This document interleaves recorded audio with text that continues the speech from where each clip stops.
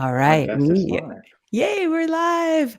Hey, aloha, love tribe. But guess what? I have somebody special here on the Bitcoin Piece of Music podcast who I've been following and stalking. And I got to make friends with Tomer Strolight because he is a super cool guy who cares about the world and Bitcoin and how it can make a difference for humanity. And you're definitely one of my heroes in the space, Tomer. It's such an Oh, honor to have you here. Thank you so nice. much. Thank you. Yeah. Happy to be here. Yeah, thank you. It's almost 11:11, so where I'm at. So I always like to make It's a wishes magic at time. 11. It is a magic time. So, It's almost 1:11 here, so oh, it's good. Okay. So equally magic, I suppose. it's double magic. Well, I always think it's 11:11, 24 times a day around the world, right? So you have 24 Hmm. times if you miss it in your time zone, you're like, cool, whatever. I'll go make a wish later. Um, so let's talk. You're a former digital media executive. Now you're the editor in chief at Swan Bitcoin. I mean, you've been in Bitcoin since 2013, and you started coming out. It sounds like in 2021 with your name and really being more forward facing. Why the change? Uh, I I had for a long time wanted to be involved full time in Bitcoin, but couldn't find something that was full time Bitcoin. And I had all these other jobs that people were paying me for, right? All these fiat jobs, as we say. But then when the COVID crisis hit, the fiat job that I was in dried up, and I found myself not working, and I found myself really unable to find something else to do that was useful with my time. And I decided to just kind of take the plunge and dedicate myself full time to Bitcoin. And it felt like it was the right thing to do, to write about it, because I had a lot of thoughts, and I felt that there was maybe a gap I could fill by, at the time, writing a bunch of short pieces that explained to beginners, and to beginners primarily, about Bitcoin, and many of the very unusual aspects of it and why it was so different from so many other things, but also at the same time to be able to share some of these insights with seasoned Bitcoiners, that because many of these insights were things that people hadn't quite seen in that perspective. So I did, because I really had nothing to lose at that point, and I started writing in Bitcoin, and one thing led to another, and I did the job, and eventually got the job. So You did the that was job and you how got far the I've been. job. I Right. like the way you say that. It's super cool. Um, let's go here. Let me see if it's popping up. Oop, there we are. Yay. All right. What I'm pulled. Oh, what happened? Where are you going? There you are.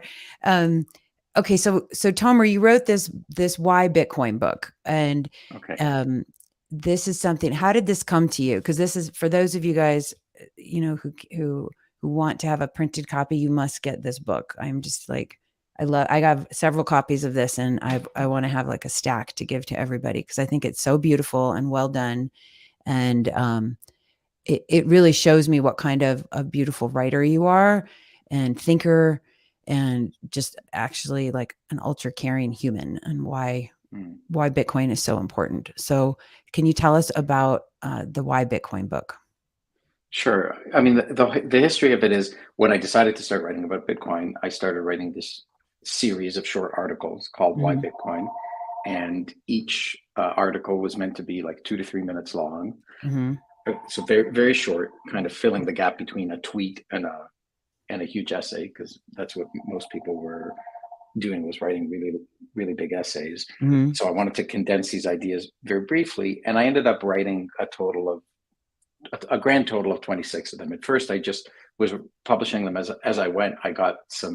I asked in a bunch of Telegram groups what people wanted to have answered as Why Bitcoin book series, and that was the job that I was doing to get the job. Eventually, Swan Bitcoin approached me, and they said, "Hey, we'd like to turn the series into an ebook," which they did. Mhm. And when it was all said and done, the inspiration to make it into an actual physical book was first pushed on me by the artist, who goes by the name of Chief Monkey, because He's the he had done this wonderful bomb. work of art. Yeah, Mhm. he had done this wonderful work, and he published a book of it so that people could have, because there was only one original, but there could be many books of it. Let me show you his book. His book was on. I'll step back into the shot in a second.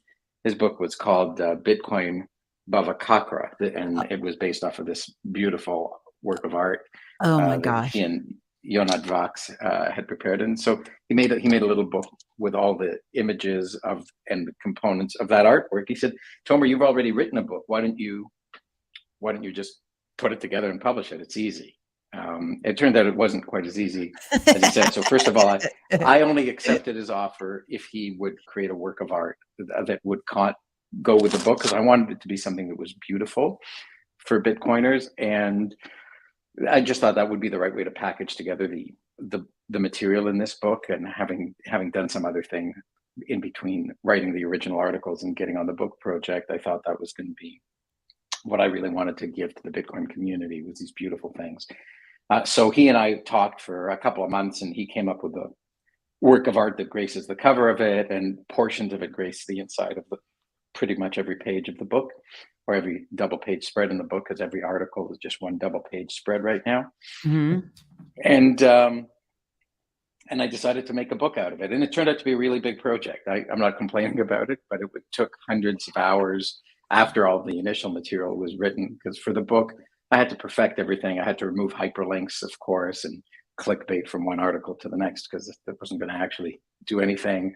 And I wanted to, and I'd had months since I'd written the series, so I wanted to reorder them, because I originally published them in the order that they came to me, not in any organized order. And the book was going to be organized in linear, so I wanted to reorganize, and some of these things ended up getting a very significant rewrite. Many of them, because they had to fit into a 2-page spread, although we had lots of images, so we had a lot of flexibility. But fitting them into the whole was part of the challenge. And I just think taking the maturity of all the insights that I'd had through everything was the completion of it. So many of the articles have been retitled, most have been re-edited, some have been almost completely rewritten from the original. If anyone's interested, they can compare it. I've left the originals as is on my Medium site, but and you can get the ebook for free at swanbitcoin.com. That one, yeah. So you Right can here. get the So ebook for for those free of you there. listening on the podcast, it's events.swanbitcoin.com/whybitcoin. But then you can also get the physical copy on the Blurb site, right? And so it's Yes, yeah. blurb.com/user/Tomer Strolig. Hey, Strolig, The what only, happened to yeah. they didn't let you have your 2 other letters? The site, I don't run the site. That's a site that prints it, and apparently your name cannot be longer than however many characters that Oh is man, supposed they'd to be, hate or my name. whatever it Oh. is. So my name is 2 characters too long. Yeah. Oh my But gosh. that's where you can get either a hard cover or a soft cover a version of the book if you like it and want to display it on your coffee table. It's You kind of have the to, only you guys, I'm serious. incognito book. Like I love this book so much. It's so beautiful and I'm a visual learner.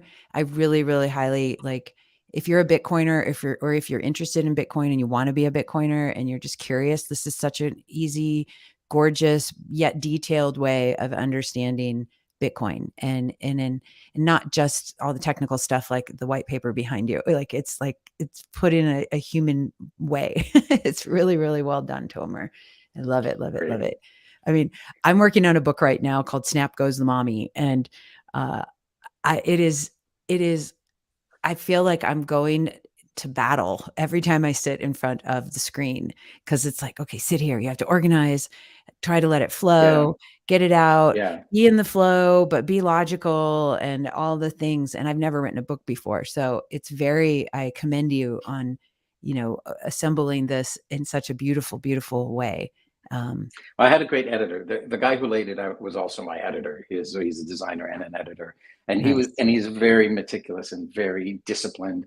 And he insisted that we go through each article over and over again until it was as perfect as we could get it. And so it was like, there's 27 articles in there. I think we probably had to meet for 45 days every single day consecutively. Like we skipped a day here and a day there, but for the most part, it was every morning for an Yeah. hour. We'd go through one article.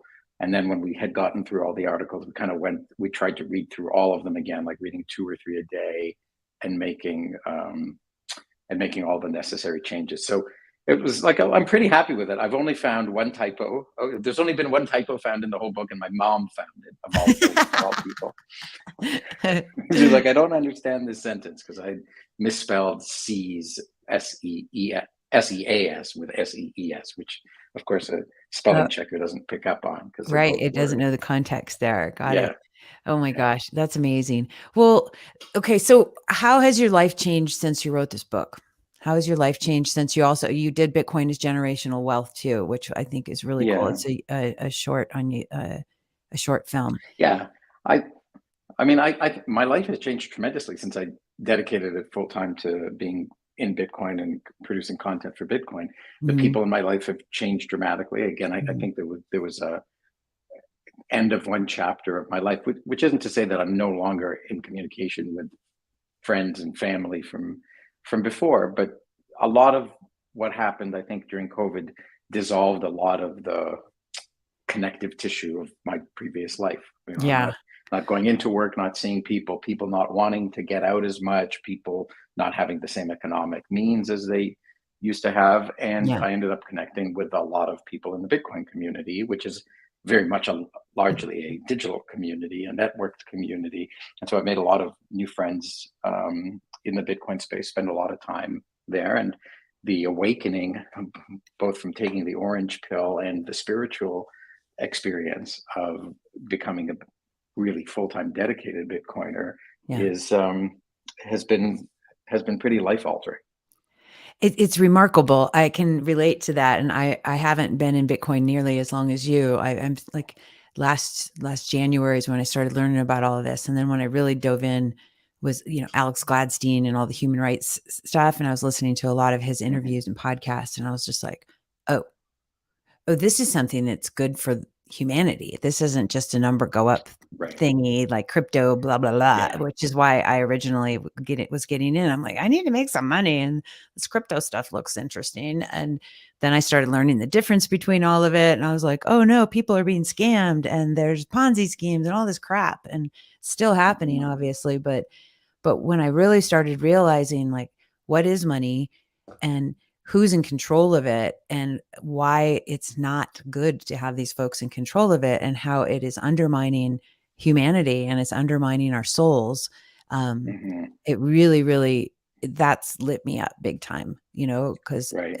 I'm such a proponent of freedom and love and people living their Mhm. fullest lives, and not really understanding that the money part was such uh, a way that people stay enslaved in so many different ways, and that are Mhm. so I just I knew this was something I had to get into.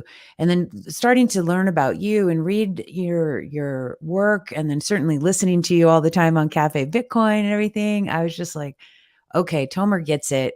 Tomer's a very, I can tell you're a spiritually awake human, and I titled the name of this, Bitcoin and spiritual terrorism.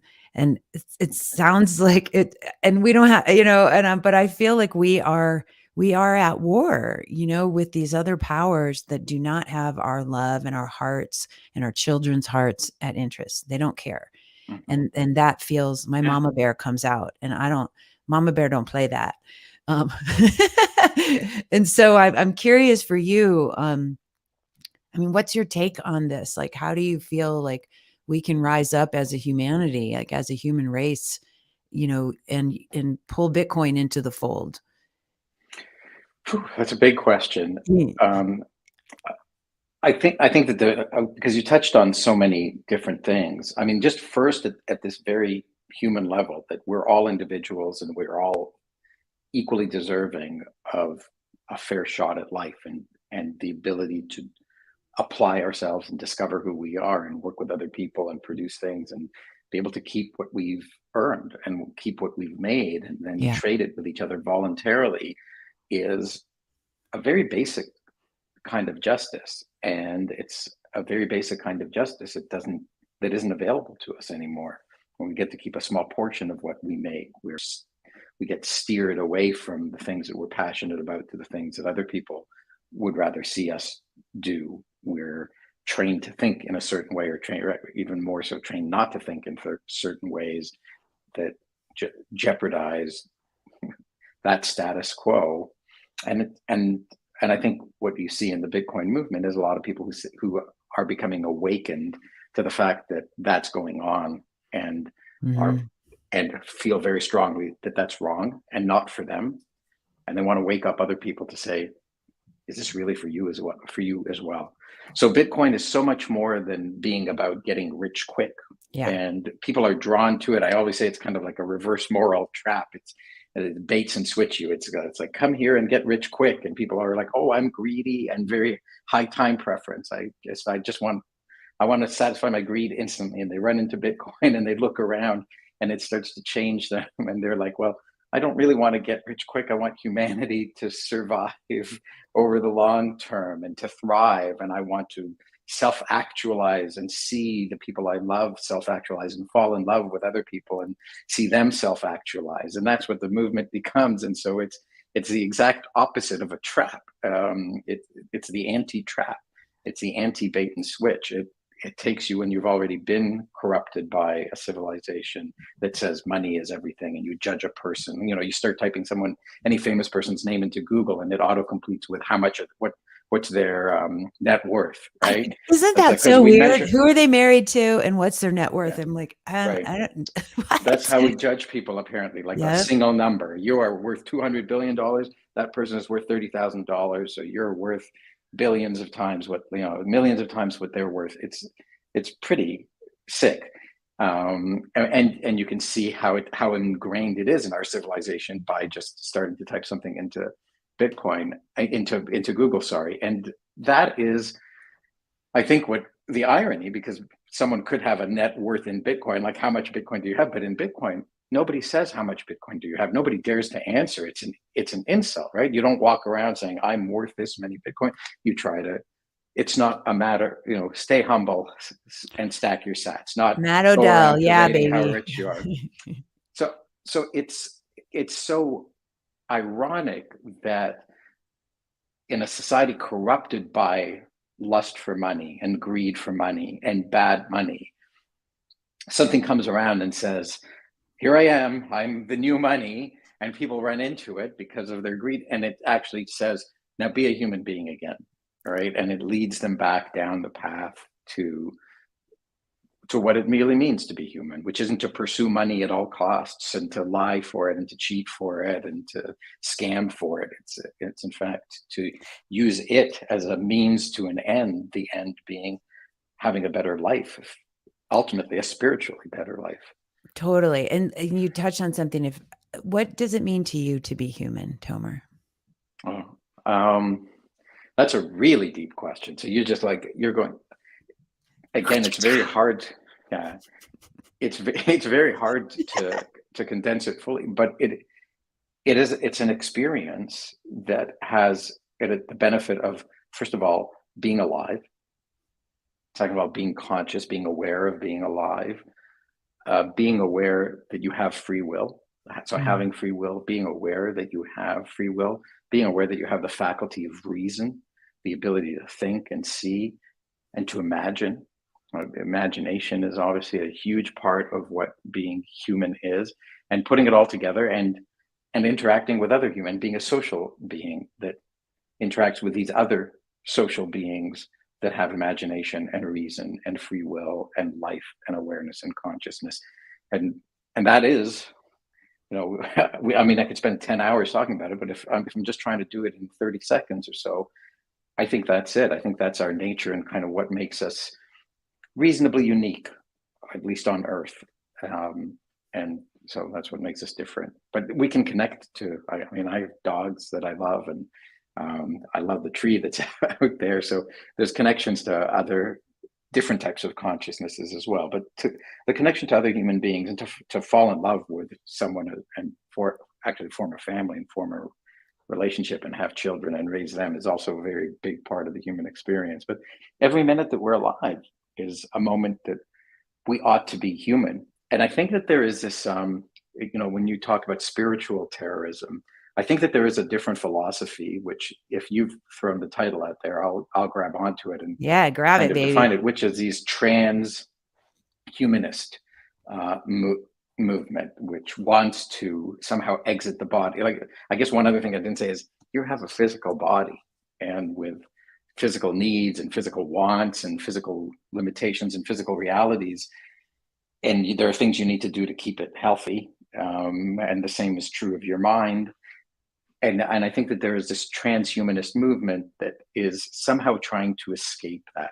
It's trying to escape the reality of what we're in, to live in the metaverse, to rely on pharmaceuticals and and and the healthcare industry to care for your health rather than to take self custody, self sovereignty, self ownership and responsibility Yeah. over your own health by exercising and eating healthy and not doing dangerous things and maintaining a fit body.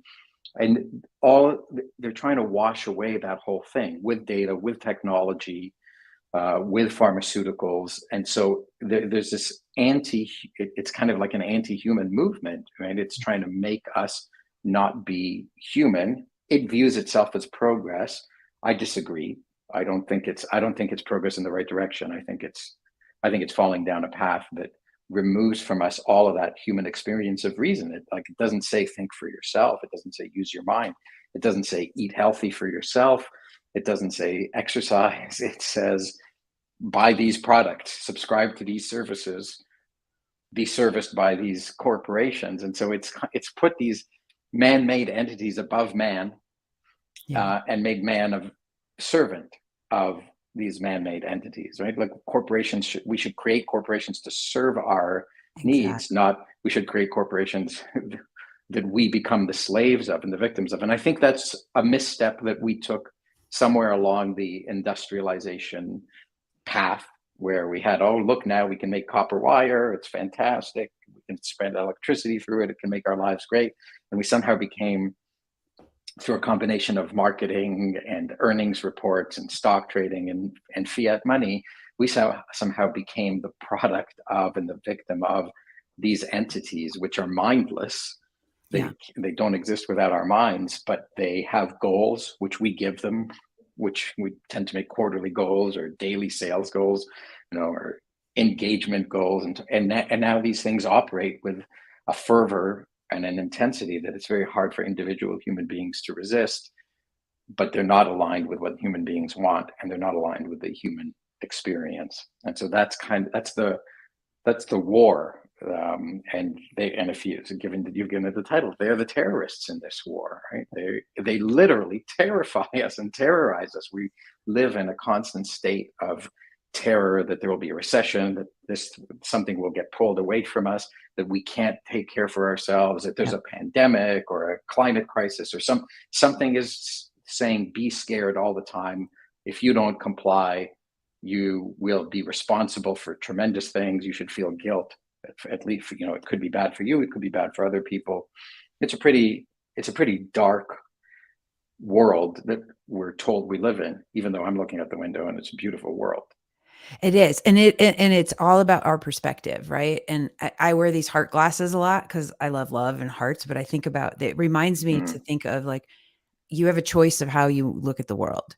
You can look at the mm-hmm. world through the lens of fear, lack, scarcity, all of those, or Right. you can look at the world through the lens of love. And I need that Yeah. reminder because I've been subject for, over half a century of this programming, and I was Mm-hmm. driving home from the Beef Initiative conference this weekend, which was really awesome. And I got to go be on a beautiful ranch and meet these ranchers. I've never met a rancher in my life. I'm like, this is Mm-hmm. amazing. And just learning about, where does my food really come from? I've met farmers, but not ranchers really. But on the way home, I was listening to, of course, music, and I was listening to The Revolution Will Not Be Televised by Gil Scott Heron. And this was Okay. made back in the 60s around when Vietnam was happening. And the same story that's happening today was happening then. And he talks about all the corporations, like, the revolution will not be taste better with Coke and, all the things. And so he Yeah. goes through this whole song and it's like, the corporations and the media still are running so much of the show. And then obviously behind that, we've got the central banks and all this. I didn't even know about central banks really before I learned about Bitcoin. And I'm like, okay, Right. something happens here. And okay, great, we're fine. And so I was pretty dumb and numb to what was going on because I was living like a little contained life and everything seemed to be okay. And I thought I was a worldly person. I thought I was a spiritual person. I thought I was compassionate about other humans. And then when I started really understanding the depth of slavery that's going on in the world today Mm-hmm. because of the money system, I realized like, wow, I have so much more learning to do and I have so much more work to do in this world, and this is the Mm-hmm. way to do it is really Mm-hmm. helping get Bitcoin out there. I don't know. That was my wake up for sure. Um, Right. and so you mentioned family. Is your family, are they Bitcoiners? Do they get it? They're not like me, I guess. Um, No one's they like you, accept that Tomer. You're the bomb. they accept that it is an interesting investment, and they're a little bit curious about it, but they each have their own curiosities that are their passion. So none of them have gone deep down the rabbit hole, and they're a little bit concerned that I'm insane. I know my family feels the same way. Yeah. They're like, So we already know mommy's a little insane anyways. I mean, look at me. I'm a right. rainbow fairy over here.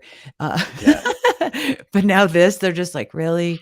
Come on, mom. But I'm like, no, really, I promise you got to do more research and you just got to take some time. And they just, Hmm. it's hard, and I know, we've talked about this before about like how to communicate with different people who have different incentives and different ways of approaching the world and what their pain points Hmm. are and how to share what Bitcoin means for them, and see if it could Yeah. help them understand, Yeah, you have to meet people where they are. Yeah. And as much as you want everyone to be where you are, everybody actually is where they are. And Yeah. so that's, and it's even hard to meet in the middle because they're not in the middle, they're where they are. And so if you want to bring them to you, you have to go to where they are and then slowly lead them to you because I'm talking about like whether it's spiritually or intellectually, you can't Mhm. force a mind. You can't force someone to believe in something that they don't believe in.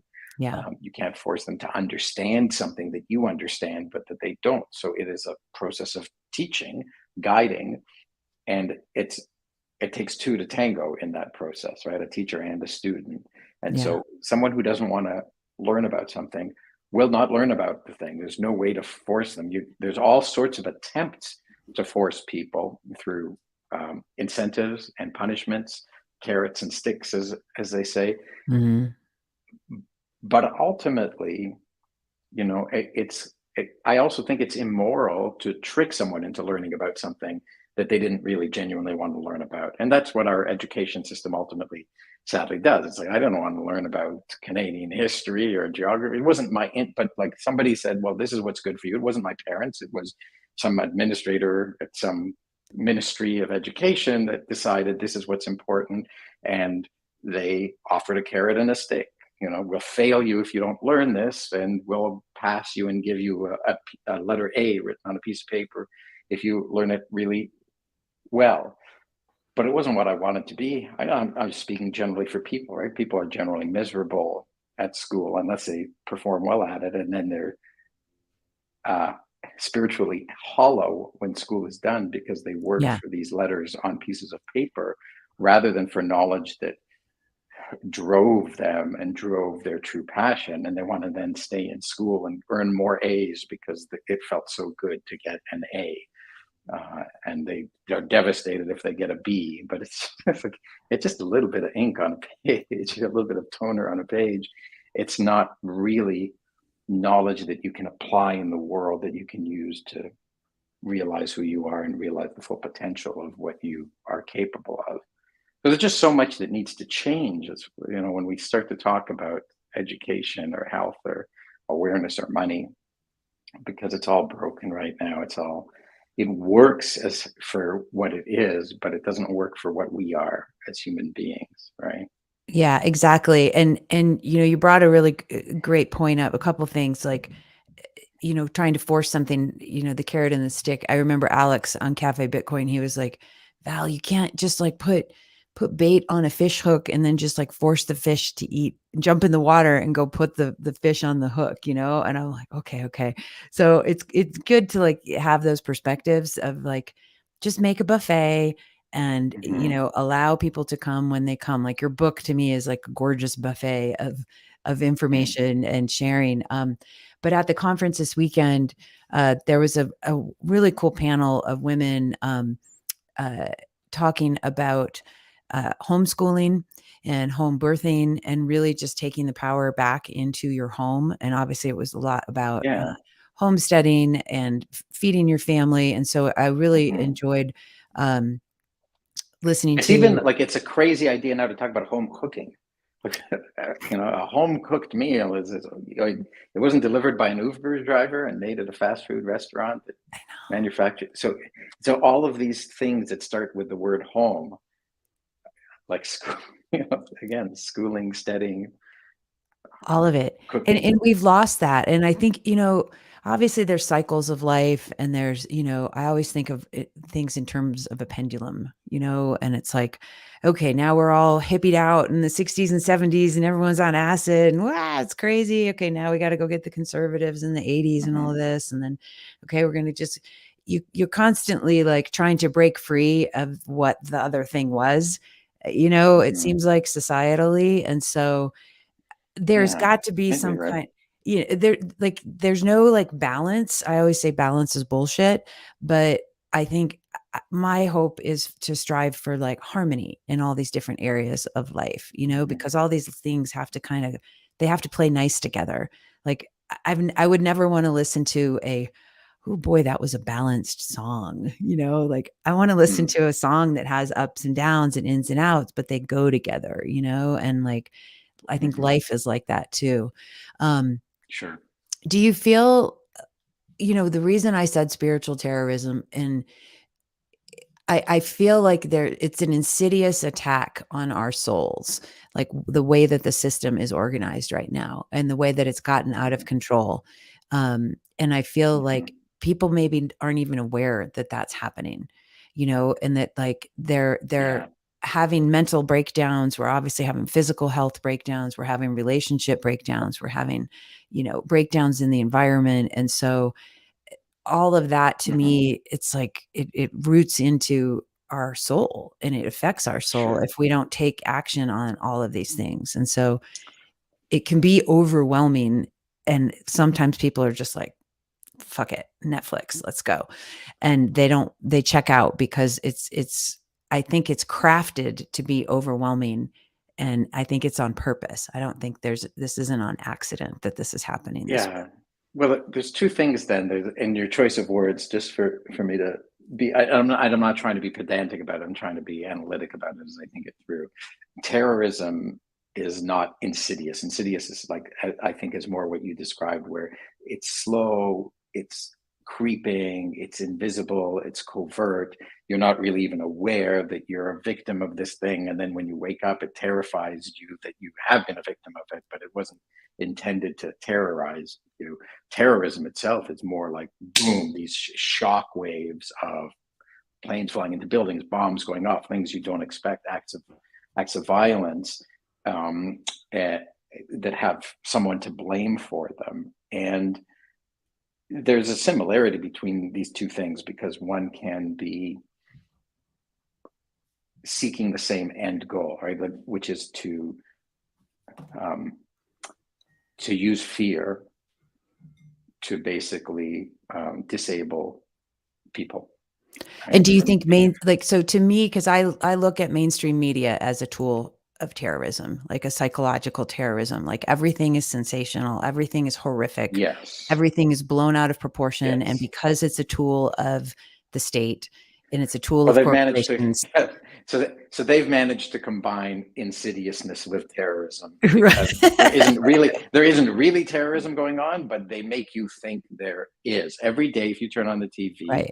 it'll be a terror that you see, and that is and that is what the goal is of CNN because CNN doesn't have as its stated goal, let's terrify people. CNN has as its goal, like every corporation, we must maximize shareholder Mhm. value, which means we must maximize profit, which means in our business model, we need to sell the most ads at the most amount of money, which means we need people the most number of people watching, which turns out it means we need people to be scared and watching into the news to see what the latest update is on what's gone on wrong in the world. We can't have people walking around feeling like the world is a safe place and not needing to watch the news. They must be terrified all the time. It's a consequence of their goals. And so Right.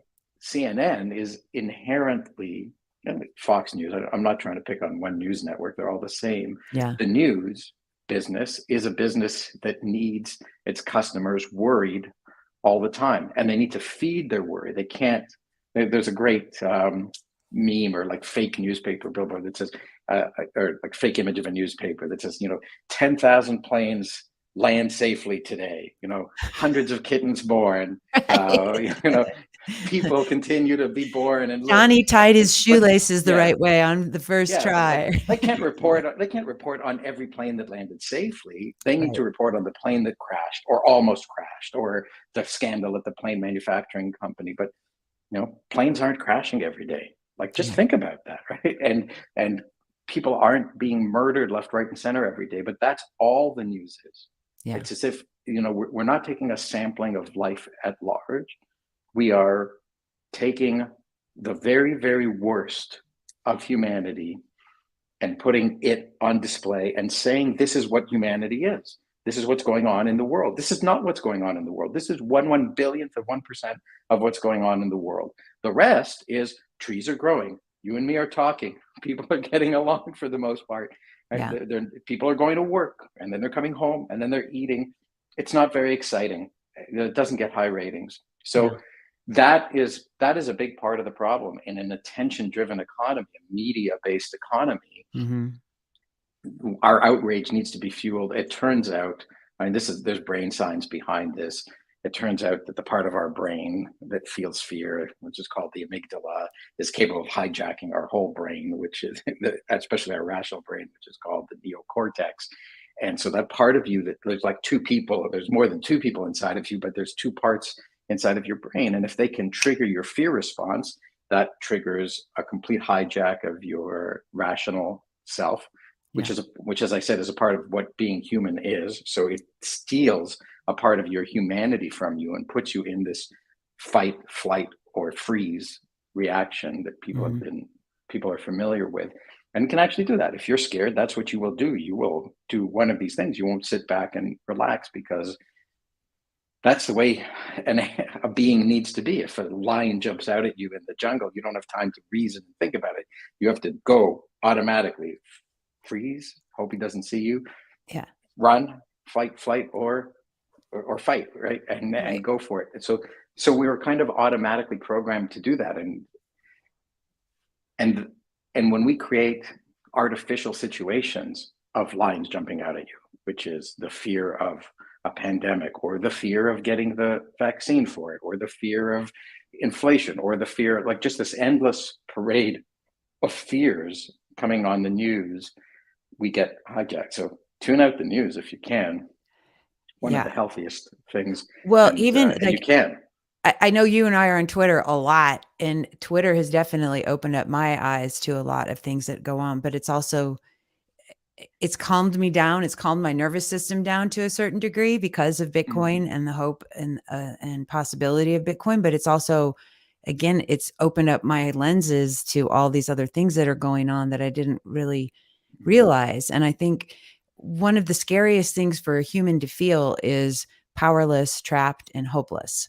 Like those three Mm-hmm. things, like when a human feels that way, it's like an animal. If you're feeling cornered, you're Right. like, whoa, like you've got to like do something to get out of that feeling. And when you don't know what the answer is, a lot of times we will check out, we'll go turn to drugs or alcohol or sex or Mm-hmm. shopping or overeating or all these things. I call them like trying to Sure. fill your soul hole. Um, Mm-hmm. because that like, you're like, whoa, something's wrong. Something's empty. I'm going to keep trying to Mm-hmm. consume something to ease Fill this it up. absolute Right. discomfort and this emptiness. And so Well put. you kept saying, when I was asking you about what does it mean to be human to you, and you kept saying the awareness of, and Mhm. so it's also the awareness of these fears and these traumas and these experiences, and knowing, like, is this true? Is this really true? Is, just like you said, one billionth of the things you Yeah. see are really, like, that's the bad stuff, but most things are actually Right. pretty good if we really look Yeah. around, right? Like, wow, Yeah. we have electricity. I don't have a bomb on my head today. Thank God, things Mhm. are actually really, really good. But it's that one little thing, that nags at us, because there's a Mhm. survival mechanism within us that's like, okay, if this little thing gets underneath the wrong part in my life, it could take me out. And that's Mhm. what our minds, we start to focus on. And so it's super important to have conscious awareness around what is reality and what isn't, and what are our practices that we can engage in on a daily basis, mindfulness, heartfulness, etc., to keep in our position of inner power and peace, and be connected with, like, source and God, whatever people like to Mhm. call that. What do you say to that? Do you I want to know be a it's a little lot. bit like I agree? I agree. Listen, I agree with what you said. I'm just trying to pick out a question You're like, is there a in it question? in it all. What was the question again? Um, Just high no, five you, look, I Tomer. That's all. yeah, right on, right on. No, I do think that getting in touch. I'll go back to what it means to be human and what the possibilities are. And Mhm, a lot of people are familiar with Maslow's hierarchy of needs, where mhm, you have basic needs like food and warmth and shelter, clothing, and then you work your way up ultimately to the top rung, where there's this notion of self-actualization. And many people think they're there, but they really haven't had the opportunity to get there because something like fear has held them back. And it's only when you can let go of your fears and explore who you are, which is a unique thing in the universe, that you start to explore your self actualization. And I don't know that any of us actually ever completes this task of self actualization, because there's so much more to learn about ourselves and to refine and to get to this ever increasing higher point of self awareness and connection with reality in the universe. And there's so much to know. Well, none of us will ever know it within a single human lifetime, depending on what happens. So I mhm, think that there is this really wonderful opportunity as a human being to, and as a human race for all human beings, to identify what our needs are, mhm, satisfy our needs. It's really not that hard, mhm, especially when we have access to things like energy and machinery and computing. It's like we can we can apply all those things to make it so that there's very little risk and very little poverty with respect to the sustainment of our basic needs, and to then start to move up and to not get caught on the trap that is, well, I just need more and more and more material goods, because they cease to satisfy you after some point in time. Like you can only eat so many, you can only fill your soul with so many donuts or so yeah, many fancy cars or such a big house. At some point, these things all become an inversion and they become a liability rather than an asset. Like, how do I clean a house that's 16,000 square feet? Or how do I take care of a boat that is, a yacht? How do I deal with a sports car or a bunch of sports cars? Like, they cease to provide value, and really the only value you can actually find, which is a path that you can continue to pursue and continue to find rewarding, is the mhm, spiritual journey of whether it's love for you or creativity or exposure to nature or studying something and obtaining knowledge or furthering and advancing a particular field of knowledge. That is something that isn't dead ended. That is something that doesn't, because you just follow your heart in these things, right? And so you're always going towards where there's greater satisfaction. Whereas yeah, if you just follow the need to spend more money, which is what every corporation wants in the world from you, you mhm, liked our product A, try our product B, try our product C, try our plus size, Max Pro, Grand version 14 of our product. So it again is where there's this misalignment between what corporations want what these human invented things that are meant to provide us with our basic needs and many of our wants, but they're not meant to provide us with our spiritual fulfillment. That comes from within, and that comes from other human beings. These are the things that money can't buy. And those things that money can't buy are the things that we can actually continue to pursue for the rest of our lives without needing money to pursue them. You need money to pursue the things that some of them depend upon, but Yeah. just as the base layer of sustainability. And then you can of survivability. And then you from there you can go on a journey that'll take you the rest of your life, and that you'll be satisfied that you did all these things when the time comes to shuffle off this mortal coil, as they say. Yeah. So I do have one article on Medium that this reminded me of, which is called Okay, "Rich or cool. Poor Bitcoiners." It's called "Rich or Poor Bitcoiners Have What Money Can't Buy," and you can find it on tomerstrolight.medium.com. If you scroll down enough, or search for "Rich or Poor Bitcoiners Have What Money Can't Buy," and it speaks to how, whether you have a lot of Bitcoin or not, the process of becoming a Bitcoiner opens your eyes to a lot of these things that money can't buy, whether it's things like friendship, or Mhm. things that are, which is an external relationship with other people, or it's internal things like integrity and intelligence. These are things that develop within you when you start the journey of becoming a Bitcoiner. And it doesn't matter whether you have 0.01 Bitcoin or 100,000 Bitcoin, it's the same journey and the same benefits that emerge from it. And so for you, Tomer, like I got to interview Patrick Melder, and he shared with me a special story about Mm, you. And do you yeah, want to share it? Is that okay? sure. From in Miami, um, and so I don't know if you want to yeah, go there, or if maybe you want to talk about the consciousness group or something. But I feel like the audience might be interested to learn about your uh, some of your spiritual expansion and awakening recently. right. Okay. Well, Is that okay? specifically, yeah, that's fine. That's Okay. fine. I'm not trying to hide my experiences.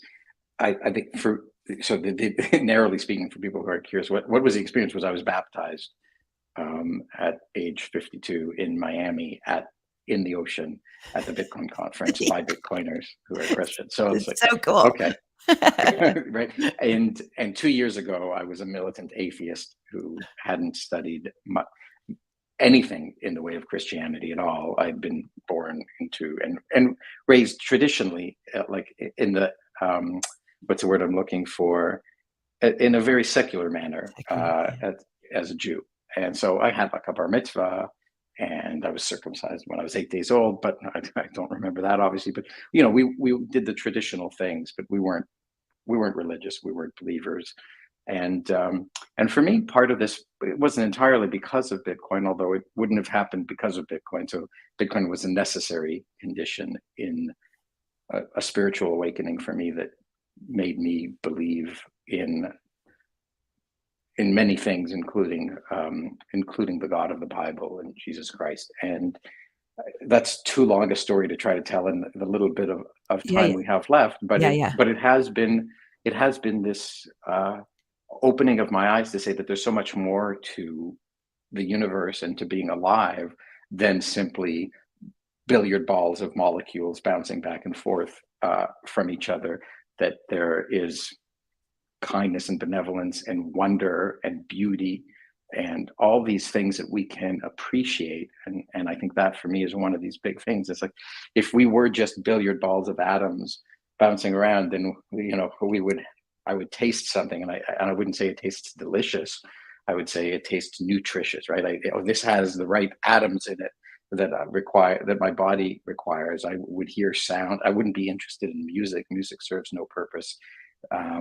There would be sounds that are scary because they come from something dangerous, and might not even be scary. It would be like bad for life survivability, good for life survivability.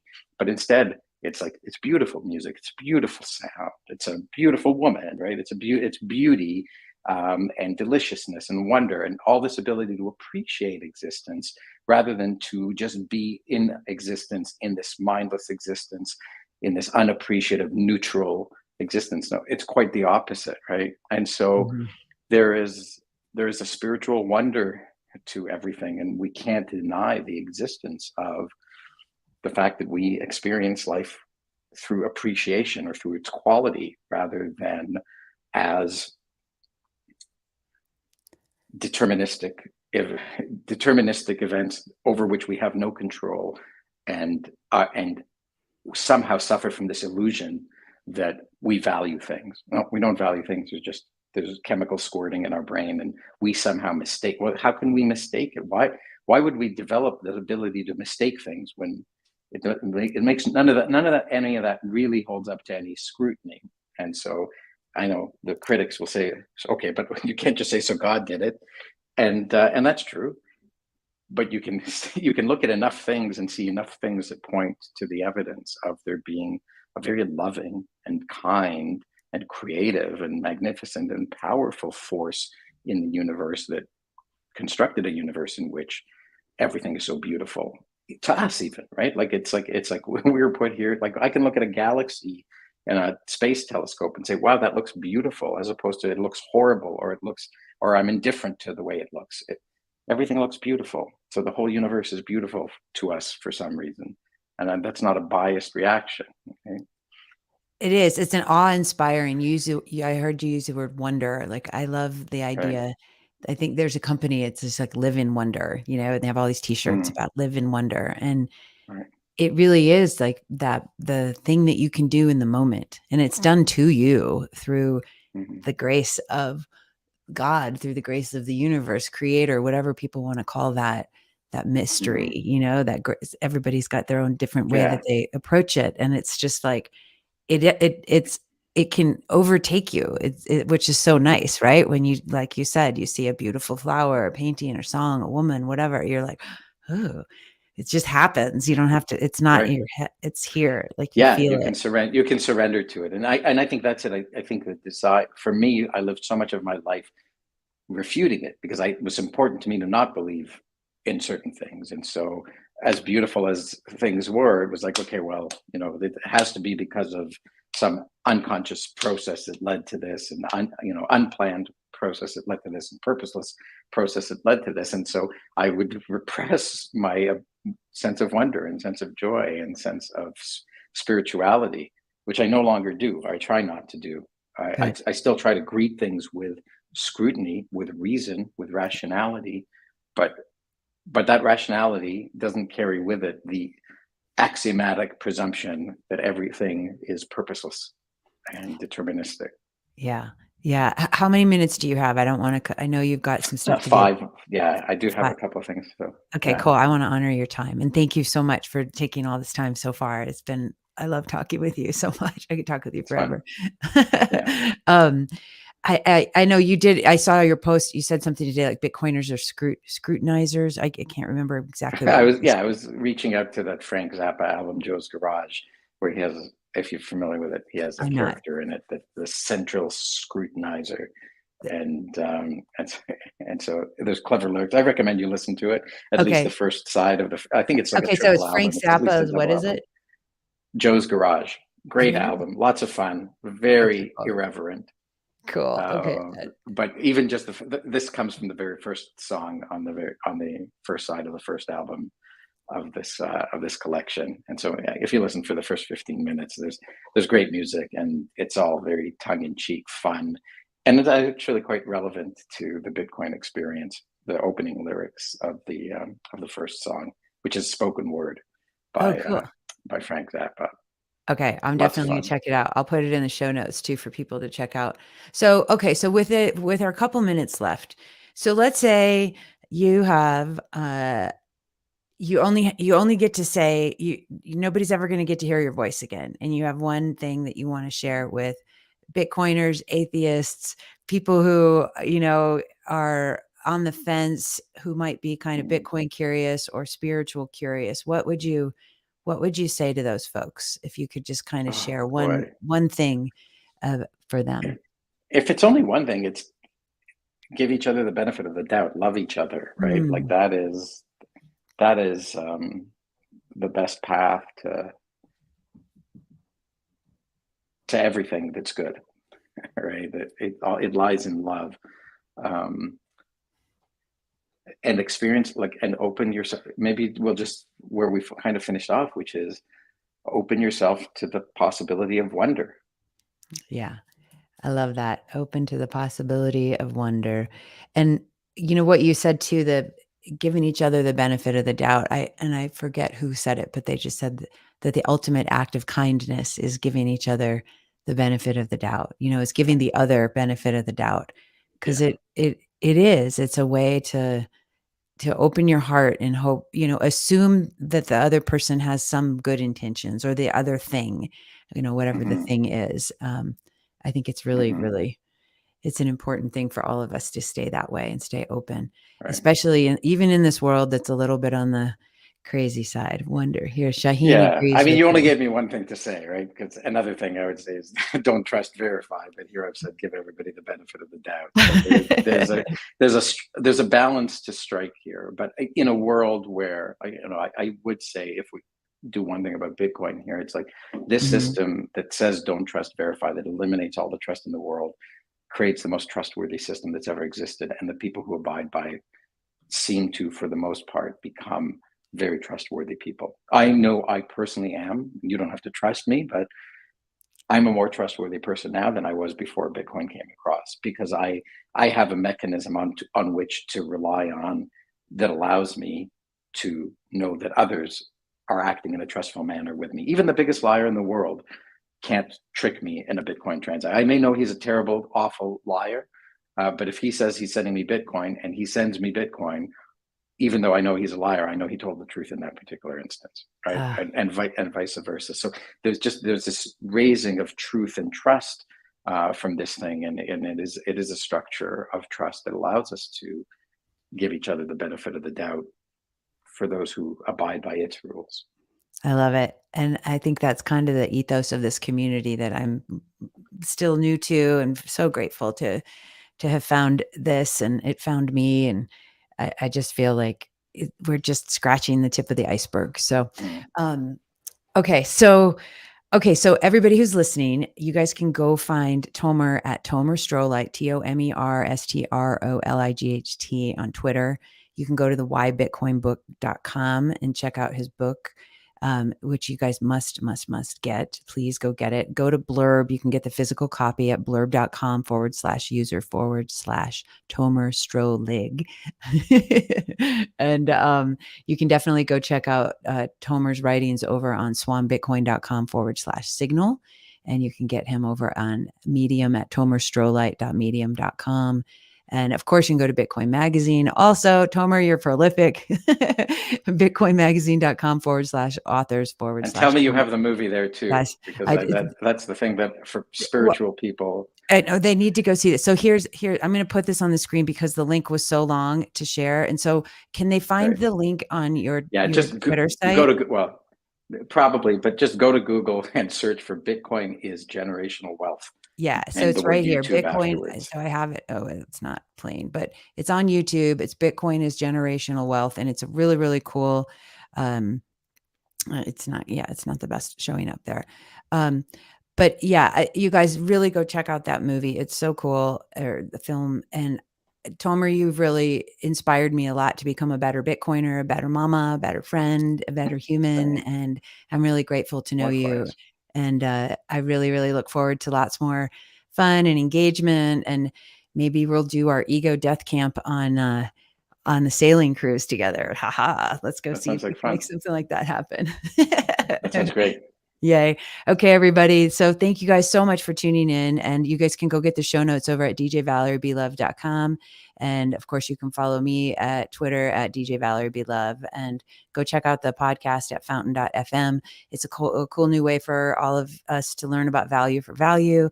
And you can stream sats to your favorite artists and creators. So I think it's it's a very, very cool tool. But most importantly, number one, go follow Tomer. Tomer Strolight. Yay. Are you Yeah. going to be at Pacific Bitcoin Conference? Yes. Okay. I've got to get some funds together to get myself out there. I really want to come see everybody Super.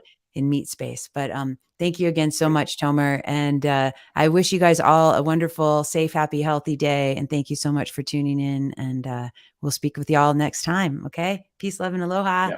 Yay. Aloha. Bye bye. Aloha.